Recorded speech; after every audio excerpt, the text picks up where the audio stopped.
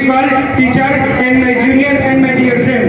Today we are here for the new program. Perhaps it is not done in a school till now, but we are going to celebrate for the first time ever Shravan Samadhi program on the date 2023/4/29.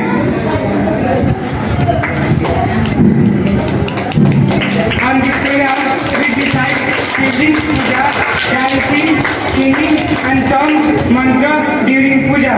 For starting this program and give knowledge for Shravan Samadhi puja, I like to call our vice principal. Put your hand together for Sunita ma'am. उपस्थित संपूर्ण गुरुवर्ग तथा मेरा para विद्यार्थी भाइ बहिनीहरूमा न्यानो अभिवादन गर्दै आउन चाहन्छु। आज म साउनको सोमबारी किन मनाइन्छ त्यसको बारेमा केही बताउन गइरहेको छु। हुन त यसको धेरै ठुलो कथा छ, तर अलि सर्टकटमा बताउँछु म। एकचोटि के भयो, पौराणिक कथा छ, आफ्नो सुन्न ध्यान दिनुहुने है। के भयो, हाम्रो धर्मग्रन्थमा लेखेको कुरा हो यो। अलिकति बताउन चाहन्छु म, धेरै त टाइम लिँदिनँ, त्यसैले राम्रोसँग ध्यान दिएर है। एकचोटि के भयो, समुद्र मन्थन भइरहेको थियो। त्यो समुद्र मन्थन गर्ने क्रममा धेरै चिजहरू निस्कियो। त्यसमा नवरत्नहरू निस्कियो, धेरै धन सम्पत्ति, त्यसमा लक्ष्मीजी, धेरै कुराहरू निस्कियो, त्यसमा अमृत पनि निस्कियो। त्यसै सँगसँगै हलाहल विष पनि निस्किन थाल्यो अनि सबजना डराइहाल्यो। अब त यो हलाहल विष त कसले लिने हो, बुझ्यो? अनि सब जीवहरू मर्न थाल्यो, चारैतिर हल्ला फैलियो, यो विष फैलिन थाल्यो। अब त पृथ्वीमा केही पनि जीव बाँच्दैन।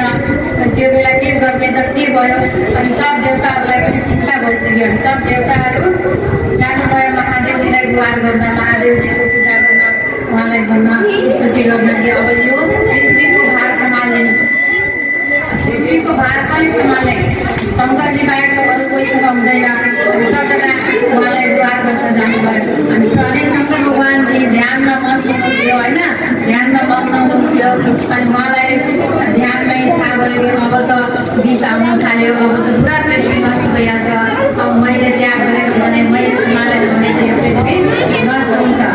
अनि भगवान्जीले के गर्नुभयो सुन है, अनि भगवान्जीले के गर्नुभयो, आफ्नो दिव्य दृष्टिले पुरा विषहरूलाई एकत्रित गरेर अनि एकैचोटि आफ्नो पिउनुभयो, आफ्नो मठमा धारण गर्नुभयो। अनि पार्वती माता अरू सब मान्छे देउता बन्नलाई लाग्यो, अब त धेरै अमर हुने भयो, अब विष खानुभयो के हुन्छ। अनि पार्वती माताले उहाँको घाँटीमै आफ्नो दिव्य शक्तिले रोकिदिनु भयो।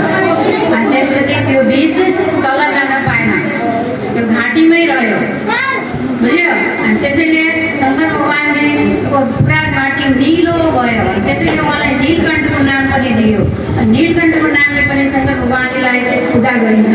अब त घाँटीमा विष भयो, अब त विषको त ज्वाला बढी हुन्छ। अनि त्यो ज्वालालाई शान्त गर्नको लागि सब देवतागणहरू के गरे त, जलाभिषेक गरे, भगवान् शङ्करमाथि जलाभिषेक गरे त्यो ज्वालालाई शान्त गर्नको लागि। अनि त्यहाँदेखि शङ्कर भगवान्जीमा सब मानिसहरू पनि गङ्गाजल ल्याएर काँवर बोकेर प्रत्येक सोमबार अनि साउनमा जलार्पण गर्छ, जलाभिषेक गर्ने प्रथा भयो। अनि बेलपत्र चढाउने, फुल चढाउने, पूजा गर्ने, अनि त्यहाँदेखि सुरुवात भयो। र यो किन गरिन्छ त, थाहा छ यो किन गरिन्छ? किनभने महादेवको पूजामा हामीले विश्वास गरेर गऱ्यो भने हाम्रो सबै मनोकामना पूर्ण हुन्छ। यहाँसम्म भनिन्छ कन्या केटीहरूले, विद्यार्थी भाइ बहिनीहरूले पूजा गऱ्यो भने, विद्यार्थी भाइ बहिनीहरूले पूजा गऱ्यो भने पढ्न मन लाग्छ, विद्या आउँछ। अनि कन्या केटीहरूले गऱ्यो भने राम्रो बल पाउँछ। अनि बिहा भएको मान्छेले गऱ्यो भने उसको बाल बच्चा सुख समृद्धि पाउँछ, पतिको दीर्घायु हुन्छ। त्यसैले यो मनाइन्छ। यति भन्दैमा आफ्नो दुई शब्द यहीँ टुङ्ग्याउँछु। धन्यवाद।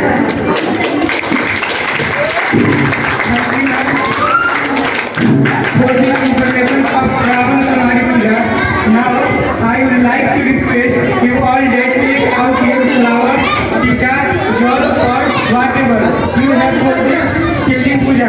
Make life and get blessed for Lord's sake.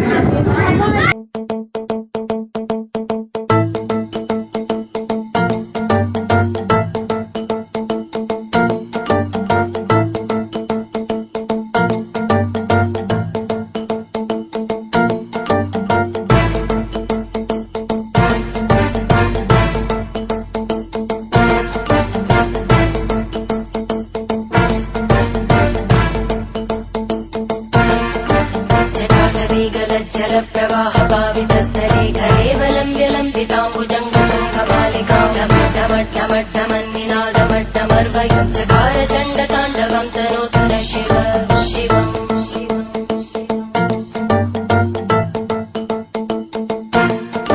जटाकटाः सम्भ्रम भ्रमन्निलिम्पनिर्जरी विलोलवीचि Vallari विराजमानमूर्धनि धगद्धगद्धगज्ज्वलल्ललाटपट्टभावके किशोरचन्द्रशेखरेरदीप्तदीक्षणम्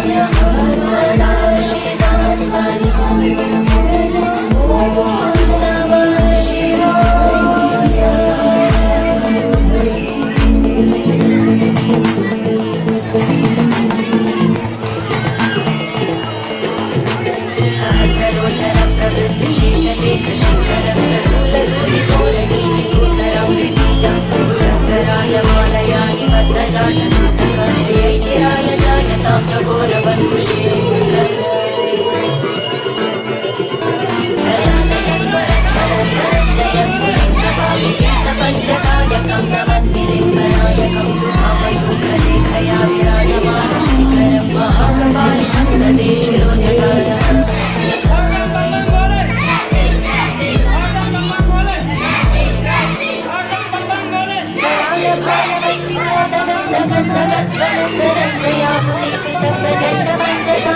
हराहरेन्द्रनन्दिनी चाग्रचित्रपत्रकार कल्पने प्रशन्तिनी त्रिलोचनी Rachita